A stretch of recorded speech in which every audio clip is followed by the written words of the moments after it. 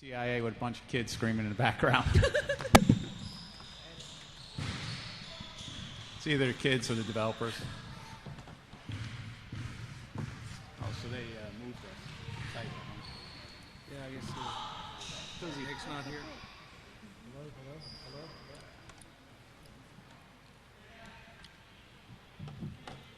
Now you ready? Hello? Testing. 1, 2. Hello? Testing. Yeah, so it's looking pretty good. Hope you're happy with your new building. Yeah. Gotta get everything organized in it. Hello? You have to speak loud. What are you getting there? There you go. You want this one? Hope you're happy with your roommates. There you go. Yeah. Take this one. Yeah. While you're working on that one. Yeah. I mean, I was in Burkdale with somebody. I was in Oakhurst with somebody. He was a good buddy. He's an insurance guy. Jay and Tim, I've known them both for a really long time, so it works out. And we're complementary businesses too. How about now? All right. Sounds good.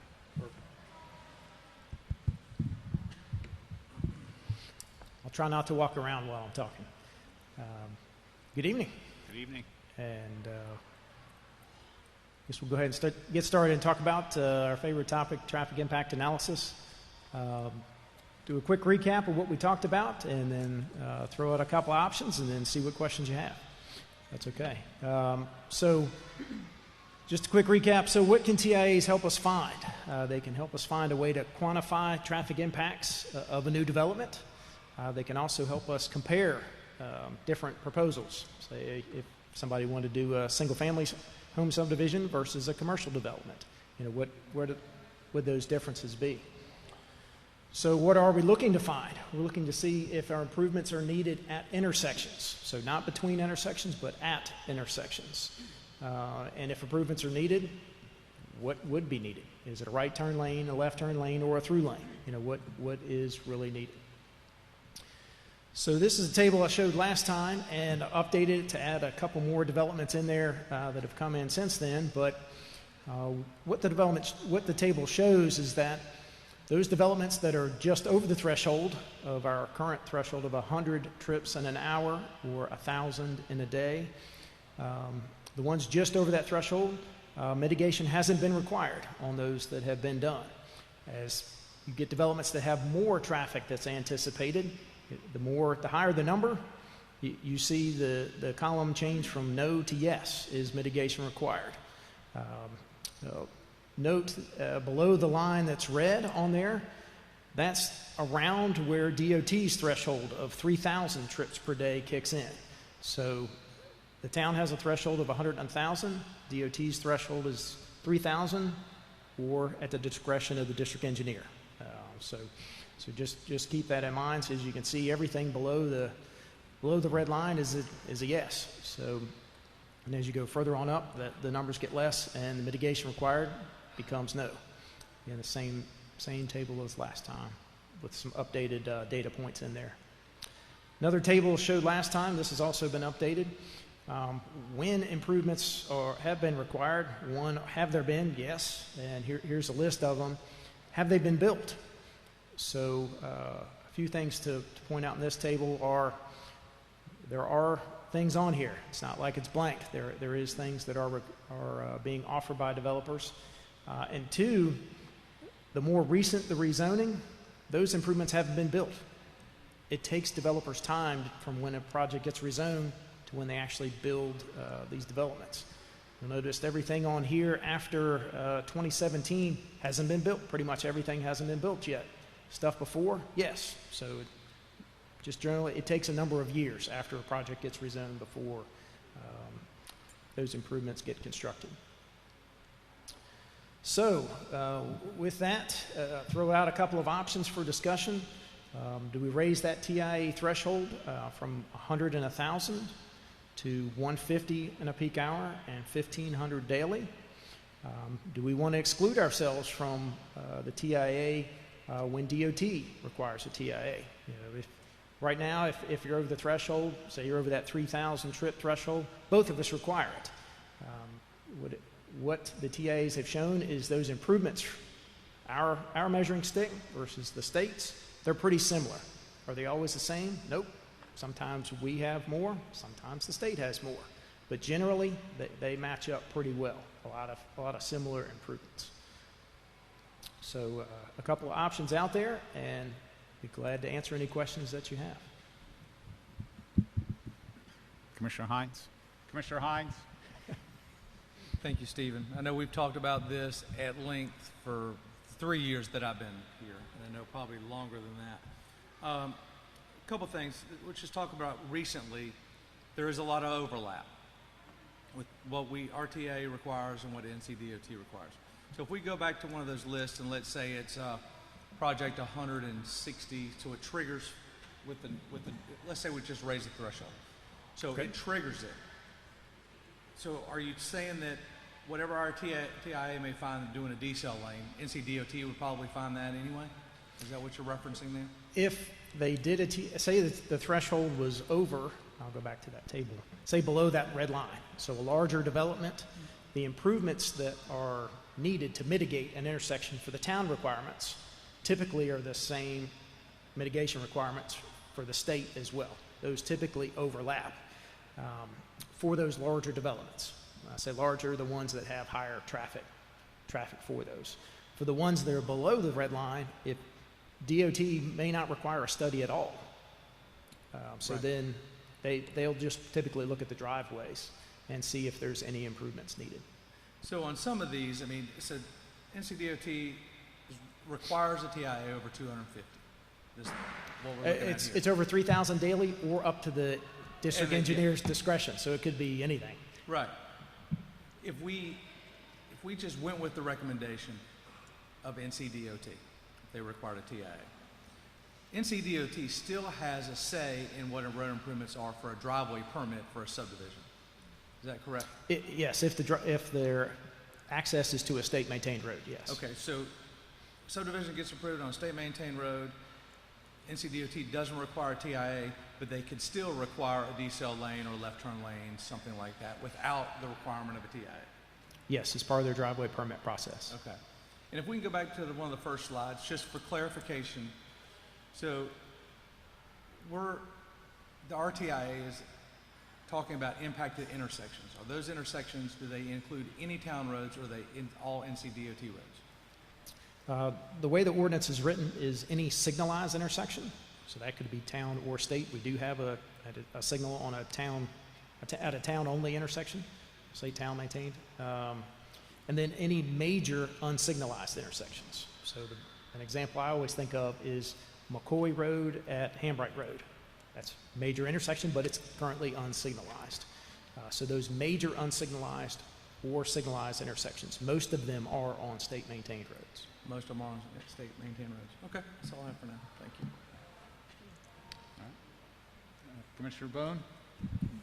Thank you. Mr. Trott, does the North Carolina State DOT measure traffic the same way the town measures traffic? And I'm referencing the level of service of an intersection from A to after does the state use the same formula? Our way of measuring is completely different than what the states. Now, they also use the same level of service grades, so A, B, C, D, E, F, and so on. That lettering system is exactly the same, but the way the numbers behind those lettering system is completely different. Ours is intersection capacity utilization, looks at the intersection as a whole. They look at delay in seconds. It's just a completely different measuring stick. Do you prefer one over the other personally in your job? I'll say when you use the town's method, it's not easy to manipulate the numbers versus the state system. The state's way of measuring it, the time at an intersection. So when you time an intersection, how much green time of movement gets to the other, you can change that, and it will change the results. With the town's measuring, doesn't matter what you change that to, the results stay the same. So there's less change. you can kind of tweak the numbers a little bit more with the state system versus ours you can't. So I like our way of doing it. Thank you. Good answer. Commissioner Bales? So just to be clear, that you're not recommending we do completely away with our TIA. The recommendation or the options here in front of us are to raise our threshold, correct? Correct. That's the two options up there, yes. That's bullet point one. And then the second bullet, so we could theoretically do both of these options simultaneously, correct? Yeah, you could do either one or both, and they're independent. Okay, thank you.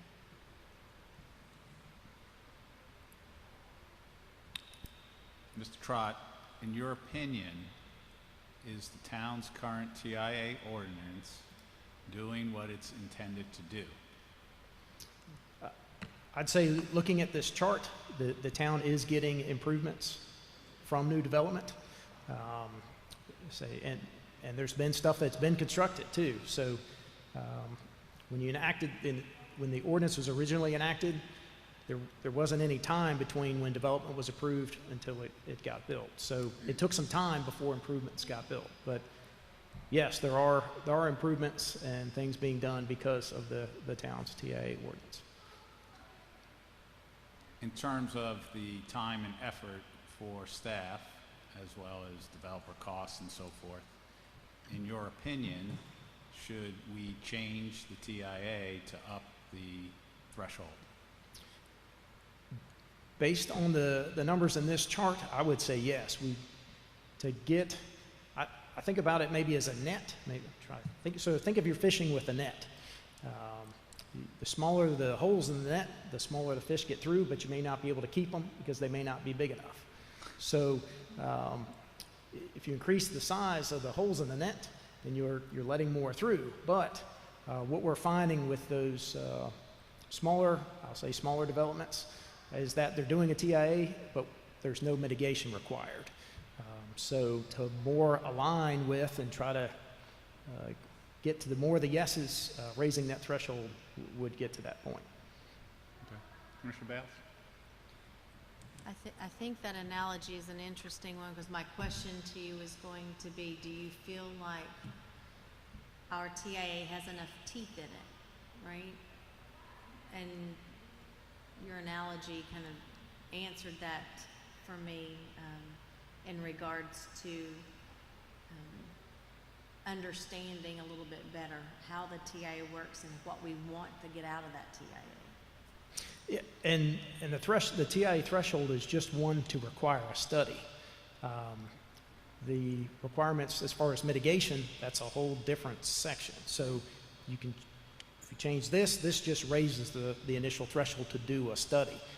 There's no change right now as far as mitigation. So if you want to change that, then this probably needs to go along with it. A change here would probably be needed as well. A place to start? Yeah, I guess the changing the threshold here is to align maybe a little bit better now that we have more data points with the current mitigation thresholds that are already in the ordinance. Okay. If there's questions about how much or when we should mitigate and change that, then that may impact this as well. Thank you. Commissioner Phillips? Does the town's TIA time frame and the state time frame, are they the same, the whole 6 to 9 a.m., 4 to 7 p.m.? As far as those are traffic count time frames. They generally would look at 7 to 9 in the morning and 4 to 6 in the afternoon. We ask for a little bit more because based on the data we've seen, there are some intersections that have an earlier peak, maybe in the morning, and a later peak in the afternoon. I think that answers the question, but it also brings up the point about time of TIA. When the town looks at the TIA, we're doing it as part of the rezoning process. When the DOT looks at the TIA, they're looking at it as part of the driveway permit process, which is later on in that process. Commissioner Hines? Following up on one of the mayor's questions about are we getting any benefit out of the TIA overall? And you've said before, a lot of them are duplicates. So if the town does a TIA that it requires improvements, are they very similar to the requirements that NCDOT was going to require for them anyway for their driveway permit? For the larger developments, I'm going to say yes.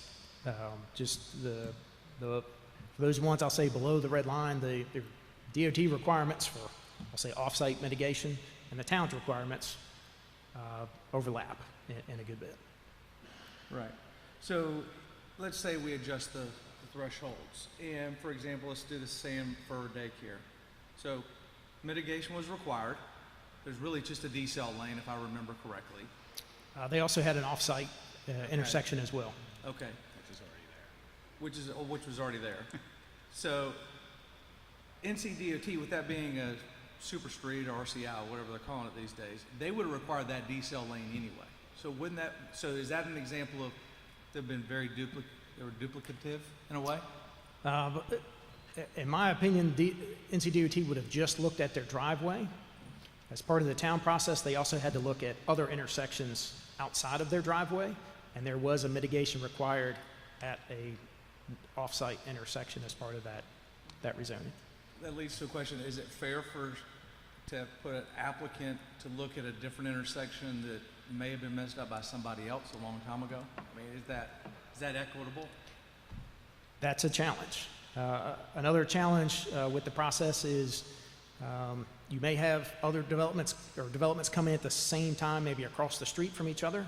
Well, neither of them consider the other because neither of them were approved at that time. So that's a challenge. Also, different developers may be responsible for the same improvement. So say you may need a right turn lane at an intersection. This developer and another developer may both be responsible. So they may partner together to do it. They may wait on the other to do it. It's not perfect. It's not a perfect system. There's a lot of assumptions in TIAs, and it's not always equitable. Okay, thank you. Commissioner Phillips? And then, can we make recommendations that a condition of like a road improvement be part of the approval process without a TIA? I'll defer to the town attorney on that one.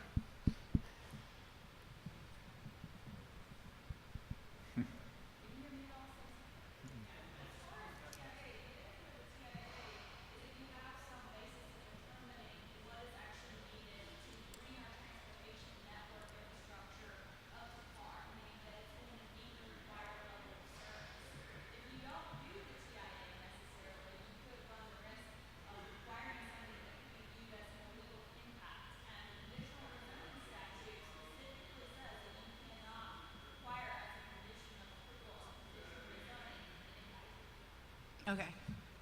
Because the reason I ask is that last meeting with McCord Road, they've offered, I guess, to do, like up here it's a no, and then they offered to do the same improvements that Northbrook, I guess, didn't have to do. So I'm just, that taps into the whole double overlapping and.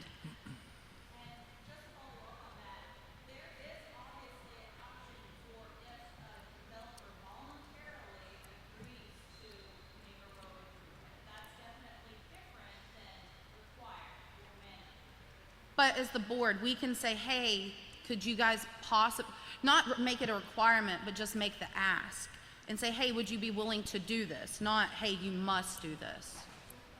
I would say again that the conditional rezoning statute in terms of what types of conditions are allowed, it specifically says that impact fees, meaning that if what you're asking to get permissively is considered, it could be struck down. Okay. And I would say that there's case law out there that has struck down what was called voluntary mitigation. Okay, thank you. It's hard for a developer to come in front of you and, think they're not going to get the votes if they don't do something. Mr. Trot? I want to have one Yeah. question. Okay, can I have one first? You want to go first? I'll let you ahead. go. No, you go. Okay. Mr. Trott, quick question. I think the town TIA has to be studied when school's in session. And is that the same thing for NCDOT TIA? The traffic counts So not when the study is completed, but the count data. The goal is to have that done during school time. I know during this pandemic time, the school's been out, but we've been using older counts when school is in session. So it's not I wouldn't say it's a hard requirement. Probably we may just have to factor those counts up to make some assumptions for when school was in session. But the goal of those traffic counts is to capture, because most of the year school's in session. So the goal is to try to get those done during normal traffic times for most of the year. Okay, thank you. To be most effective from the town standpoint, state standpoint, time standpoint, money standpoint, where do you think the thresholds should be raised? So based on the data that we have, I'm going to recommend that we go to the 150 peak and 1500 daily. Based on the data showing there's TAs that have been done that are below that threshold that we haven't seen that mitigation trip in. Whereas once you get above that, the number of yeses on the list, that proportion goes way up. So, and several years ago, the town raised the threshold from 50 and 500 to 100 and 1,000 because the data we were seeing was everything below that 100, there was nothing. So we said, let's increase it because we're seeing the data. Now we have more data, and it looks like the trend is still there that you could raise it a little bit more and still be below that mitigation threshold. Okay. Does anybody have any other questions, or Commissioner Hines? Yeah, can you go back to your recommendations? Just asking for clarity. So you're recommending one or two options. You just stated about the raising the 150 peak and 1,500 daily. Is the other one, if the town leave the threshold where it is, and if NCDOT requires a TIA, we don't have to do one for Huntersville, but if they don't require one for 200 trips, then it would be required? A Huntersville TIA would be required? So I guess that second option is if the town said yes, so if it's in that 150 to 300 or 1,500 to 3,000 threshold, they would just do one for the town, and typically NCDOT will look at it at the same, but they're not involved in what's studied or any of the assumptions. They just look at it and go, okay, we're relying on the town to do that process. We'll look at it and see if it makes sense to us or not. If we say, well, if the DOT is going to require one, let's take ourselves out of it. Then we're just relying on them to review and do the things that they feel are necessary. Okay. So they would still be required. And how long is that process by the time someone turns in this slip of paper to you, whether or not a TIA is warranted, to where you get or they get the same information back from NCDOT requiring yet a TIA is going to be required or it's not by NCDOT? Do those run simultaneously? Is there a big gap? I mean, we're talking about time here for everybody involved. Yeah, I don't think DOT takes a long time to say yes or no. Now, what's for studied and all that, and going through that TIA process, that's different for us versus them. But generally, it's around about the same amount of time. Now, as far as when you get to construction plans and stuff, that's a different question.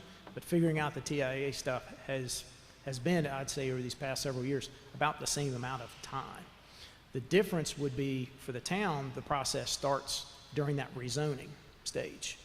DOT's process is with the driveway permit. So that's when it gets to that before construction stage, which may be later on in a development process. That's what I see the big difference is. Commissioner Munger? So my question is around that timing. So if we, hypothetically, if we said we're good with both of these, and it's your belief at some point that NCDOT's going to require a TIA, and then it turns out they don't, are we holding up the process by having to go back and say, hey, we thought NCDOT was going to require a TIA, turns out they didn't, but you're past our threshold, so we're going to require a TIA? Does that That mess could be everything up? It could delay a project. Okay. That is possible. If either we don't get an answer from NCDOT, or it's not asked, or they just think about it for a long time and decide later on, nah, just we're good. We don't need one. Is there any other questions? Anybody want to put forth what they would like to change, if at all?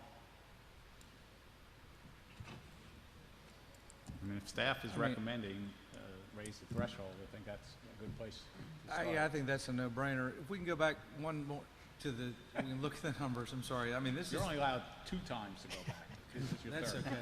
All right. One more slide, please. So of the ones that, I think 2 of the 8 above 150 didn't require any improvements. The other ones, 77 Huntersville Professional, Sanford Daycare, Huntersville Town Center, Thrive Athletics in Valencia.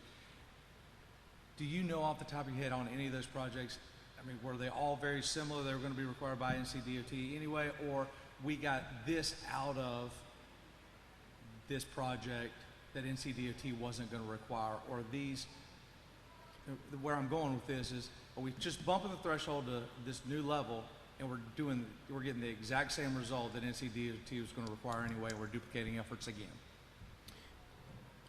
Yeah, I would say the stuff above the red line, so the ones above there, I would anticipate DOT would not have required a TIA at all. Do you know the differences? But I don't know for sure. Okay, do you know the differences of what improvements we actually got above and beyond what NCDOT would have required anyway for the driveway permit? Yeah, I wouldn't be able to determine that.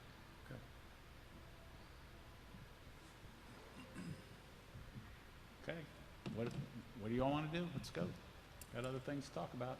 I'll throw out, I would go with staff recommendation to raise it to 150 and the no TIA if NCDOT is requiring TIA.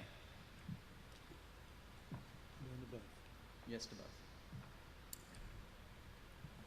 I would agree with that as well. The only question that I have is going back to not requiring a TIA if the town or if NCDOT is going to require that, and understanding that process so that, I mean, if there's a possibility of slowing some projects down, we need to think through that now before we get into the middle of it so that we have a mechanism in place to make sure that we're not slowing it down unnecessarily. Yeah, I'd have to And I talk don't with. know how you I'd do have to that. talk with legal and planning to see, is there a way that stuff can move forward and maybe it just has to come back later on? Yes, I don't know. That's a process question.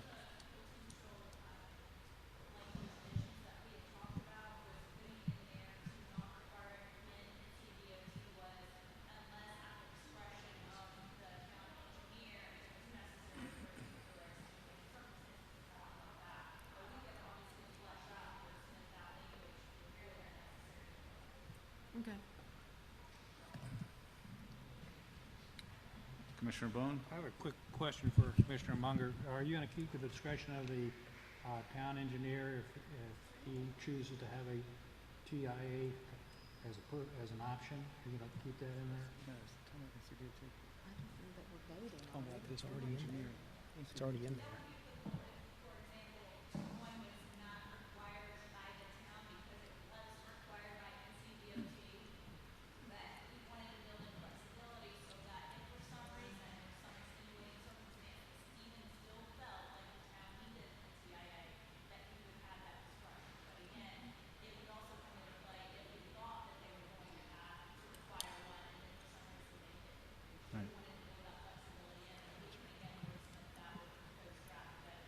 Right. I would definitely want them to be able to have some discretion, and also, I don't know how to word this properly, but err on the side of caution. If it's possible that NCDOT's not going to require it, require it. And even if it comes out that at some point, and I know it's going to happen, we're going to have one where town required it, NCDOT required it, because bang, something happened for NCDOT, they changed some sort of threshold. It's unfortunate, but we know what's going to happen. What, the goal here, I believe, is to eliminate as many of those scenarios as is possible. We're not going to be perfect. So, Now, my understanding on clarity was NCDOT has the discretion of the district engineer, anything under 3,000. So if we raise the threshold to 150, 1,500 daily, will you still, are we talking about the town still having discretion if somebody's at 100 and 1,000? Raising the threshold.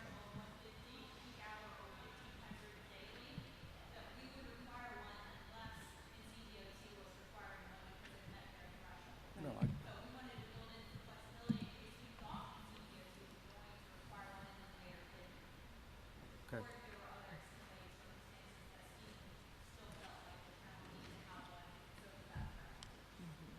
Thank you for the clarity. Is that unanimous then? Everybody good with that? Here's Step in the right direction? I guess A couple of steps in the right here's my real concern. So, and the reason I asked the question about those 8 that are between 150 and NCDOT's numbers is because I know there are TIA requirements. Somebody has to go do a turn lane that's required based off our TIA. They don't have condemnation powers. So we can make them do it, but then we can't really make them do it because we don't have the teeth to make them do it unless we are willing as a town to condemn the property. I mean, is that correct?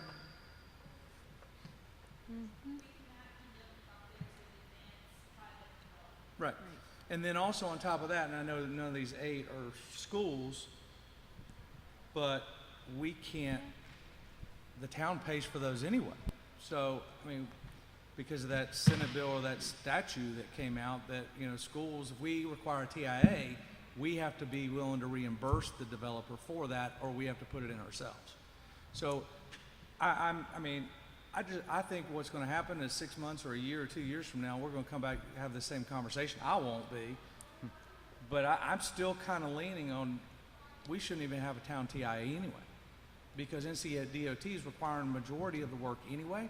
We're duplicating efforts, and we're spending a lot of your time and effort for what? I don't know. I'm having a hard time with that. So that's kind of where I am right now.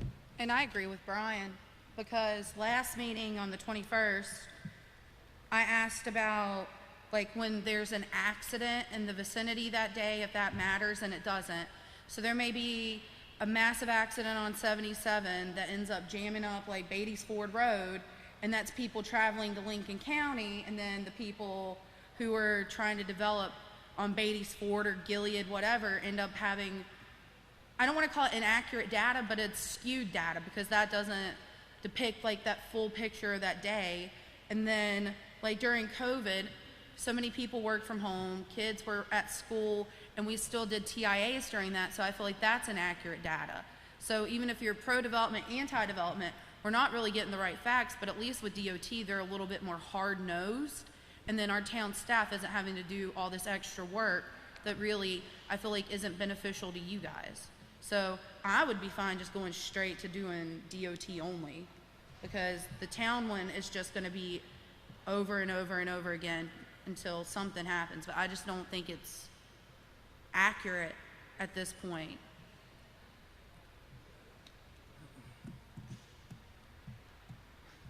Trying to make your life easier. I think in order to move this forward, I think, because since Commissioner Walsh isn't here today, we really can't make a final decision anyway, but I think if we create language for either eliminating or what was proposed by Commissioner Munger and move those parallel paths and then put it on and, go through whatever process and we'll move forward, either one way or the other. But I think we're making progress, regardless. So. Yeah, whatever option is chosen, there'll have to be a public hearing and that whole public process before actual changes. So we'll have are a made, discussion before the public hearing, obviously, and put it on there. So, but I we need Commissioner Walsh here anyway. So.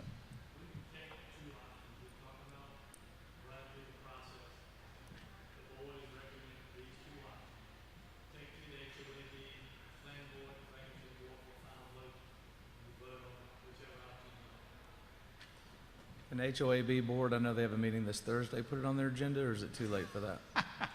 Too late.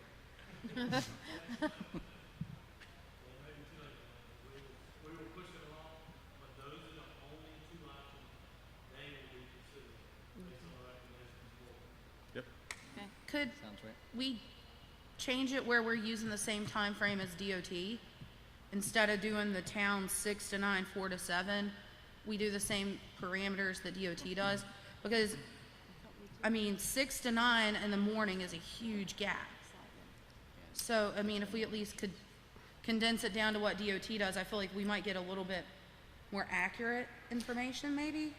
Well, that's just the traffic count times. Yeah. So that's just the time they go out and count the data. And then out of that time frame, only 1 hour, the peak Yeah. during that time is chosen. So we're just asking them to collect a little bit more data to see when that hour is. We're not asking them to study multiple hours or anything like that. We're just asking them to capture data for 1 more hour in the morning or the afternoon to see is that peak really during that time. That's the only difference. 3 hours would probably give you a better shot. It's not average. Okay. All right. Thank you. Now, All right. are you still up? Or, okay. I hope so. All right. So I want to talk about a couple of potential CIP projects and get some feedback on those. These are completely separate and different, but near each other. The first one I want to talk about is NC 115 between McCord and 73. CRTPO has a fall call for projects. And what they've indicated is there's around $45 million available for either new projects or additional money for existing projects. The filing deadline for that, or the application deadline for everyone, is October 15th. So if the town wants to put together a package, it would have to be in by that date. The funds available would be, as far as I understand, FY late 25 or 26. I think 26 more definite on that. Anytime the town puts in a project, either for additional money or for a new project, the minimum town match, since this is federal dollars, is 20%. The town can always do more than 20% on that, but the minimum match is 20%. So what the ask is for this would be, does the town want to put money, take money from fund balance to put together an application package to see if we want to go after a project to widen 115 between 73 and McCord. So they ask us for money, but before we turned in the package, we need to come back to see, what percentage of money the town wanted to put in. If this project is say a $10 million project, just to pick a number out, we don't know yet, but just say it's $10 million. So the minimum town funds the town would have to commit would be $2 million to go before that. We could always put more. We could put $3 million or $4 million. That will increase your number of points when they go to score the projects, but it also increases the town commitment to do said project. A couple years ago, when the town looked at a project to widen 115 on the south end of town, that was a $23-24 million project. If the maximum is, say $11 or $12 million, it means the town would have had to put in half just to be able to get a project. This is a much shorter project than the 115 south, so it's anticipated the cost will be lower. Therefore, we wouldn't be really having to put in a large amount just to have a project even get on the list. So the ask is, does the town want to spend up to $75,000 to put together an application package to see if we can get some federal dollars to do a project? Can I just, what would this look like after it's fixed, so to speak?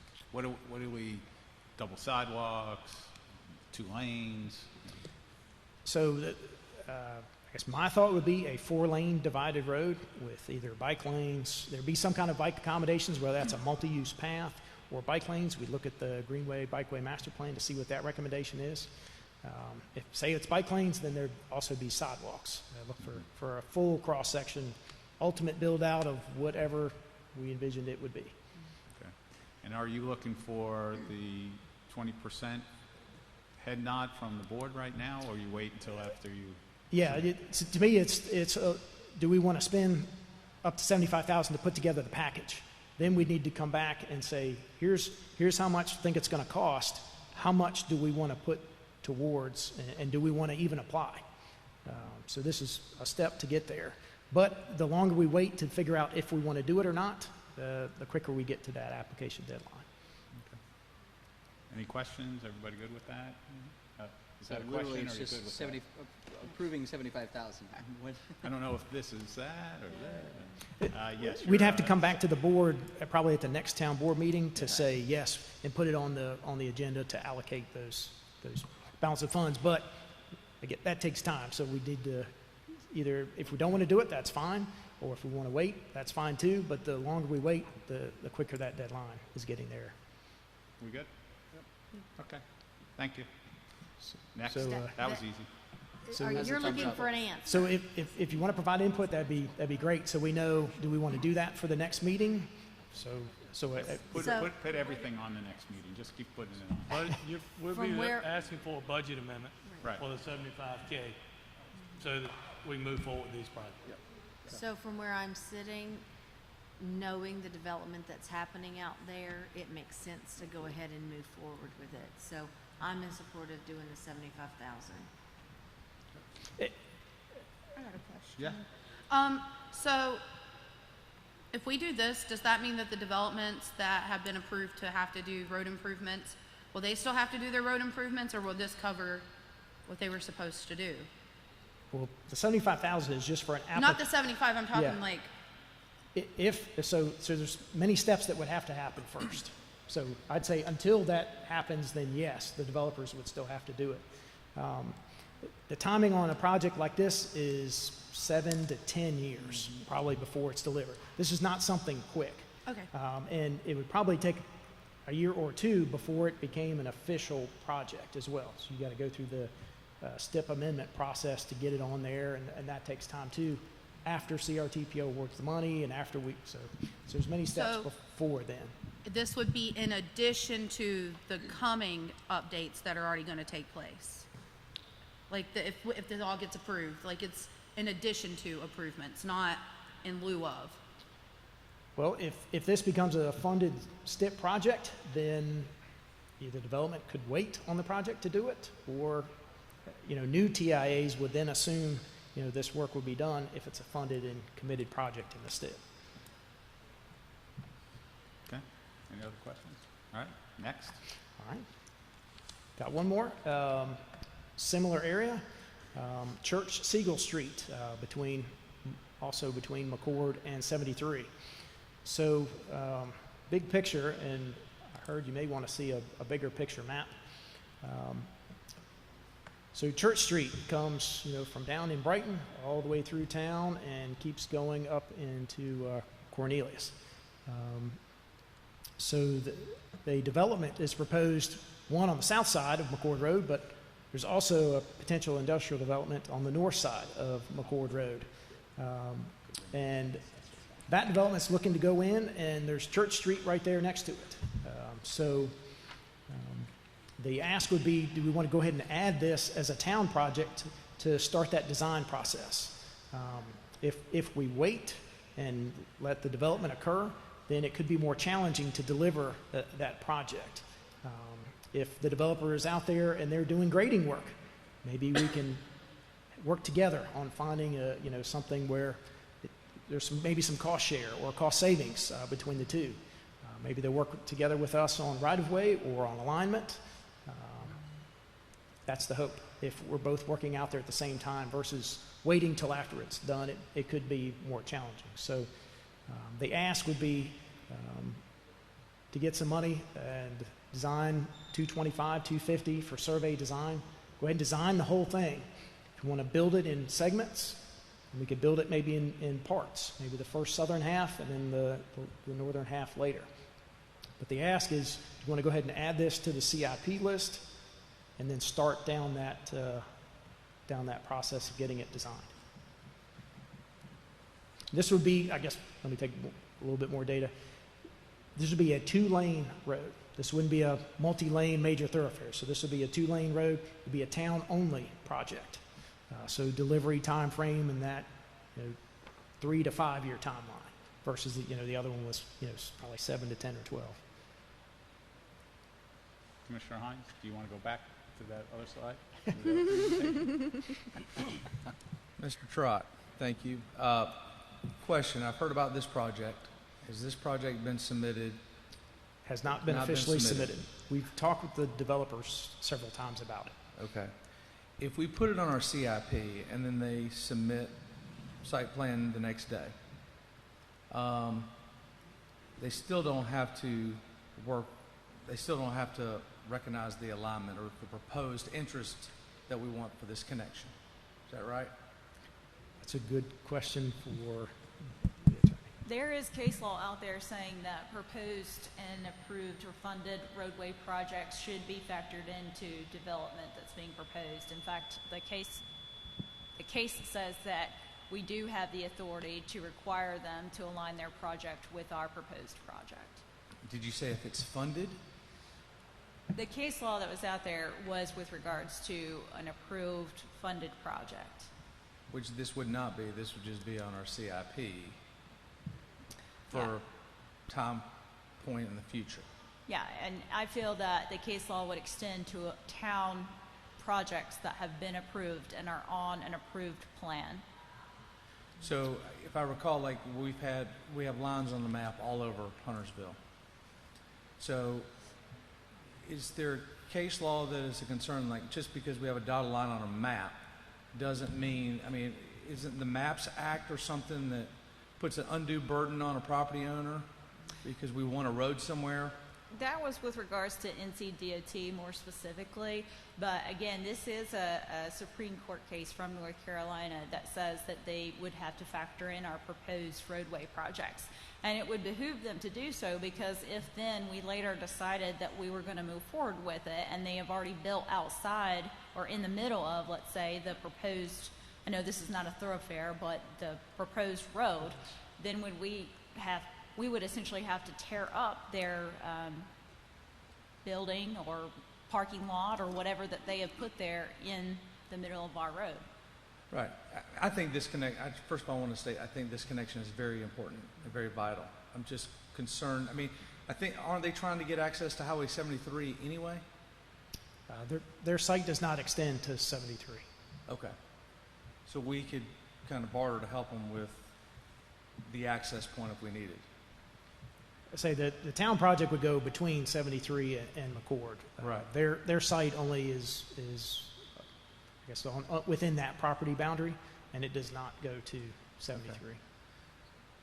So, Ms. Lou, with the Supreme Court case, would there be any concern on the validity of our interest in this connection if we started and put it on the CIP once there was conversation about a project like this going forward? My understanding is this had been discussed prior. Stephen, you can correct me if I'm wrong, but hadn't this proposed roadway been discussed several times previously prior to this proposed development? Yeah, it just hasn't made it onto the CIP list. Yeah, and the goal here is they're willing to donate the right of way for the road to the town in our conversations. The key for us is to try to make sure point A at McCord Road lines up and then point B up towards 73 lines up, because if it doesn't, you can see the blue line literally, I know it's just a line on the map, could potentially go through a building that already exists. So that point B needs to be in the right location so we don't have to take a road through a building. So that is very important on what right-of-way they dedicate, be at the appropriate points. And how it sort of curves around the building, maybe not as much. But there is a hole in the ground that comes from as you can see at the top of the map where the water is, that wetland that comes all the way down to the bottom of that blue line is a hole in the ground. It is creek. So where you see the alignment is probably about right. at the bottom of McCord and goes on up. Where it comes out at the top towards 73 is crucial. Well, I'm in favor of adding as a Newtown project while working with the applicant. I mean, whenever they do submit, if they do. I mean, they may not. But I think we need to move forward. Commissioner Boone? Thank you, Mr. Mayor. I kind of agree with, Commissioner Hines, but I think we need to look at Hager's where it crosses McCord and this possible new road, because we talked about a roundabout at one time or a possible full functioning traffic light there. I think that needs to be thought of when you're studying this. So in other Sorry, words, I'm having a hard time hearing you. Hager's Road, and maybe look at a roundabout or a light. That's what Commissioner Boone said. Okay, Part of the study. gotcha. Yeah, and to me, a good thing to do, or my recommendation would be to move forward with design. Go ahead and move forward with design on it, assuming they're going to go ahead and submit. I think they've purchased. I don't know if they've purchased or closed on the property yet. But if they have, to me, that shows intent to submit development. So I recommend we go ahead and move forward with design on it. Now, if we don't build it, we could put it on hold, until development came in. But we'd have a design to be able to use to move forward with. And I'll just give you a real-life example. There was one potential commercial property that is up for sale, and the developer was planning where they wanted to put it, and then they didn't realize that there was a road potentially right through their building. So they've kind of put that on hold, and now they're reconsidering how to configure if they go forward with the building. So that's happened within the last year here. So, is everybody good with that? Mm-hmm. Okay. All right. Okay. Anything So- else from us? Mayor, the only thing, same thing, excuse me, a budget amendment will come back to the board at the next meeting, just like the previous project. That's all. Okay. As soon as you submit a budget, there's always something going to change. All right. Well, thank you. I think you're done for today, huh? I'm good. All right. Okay.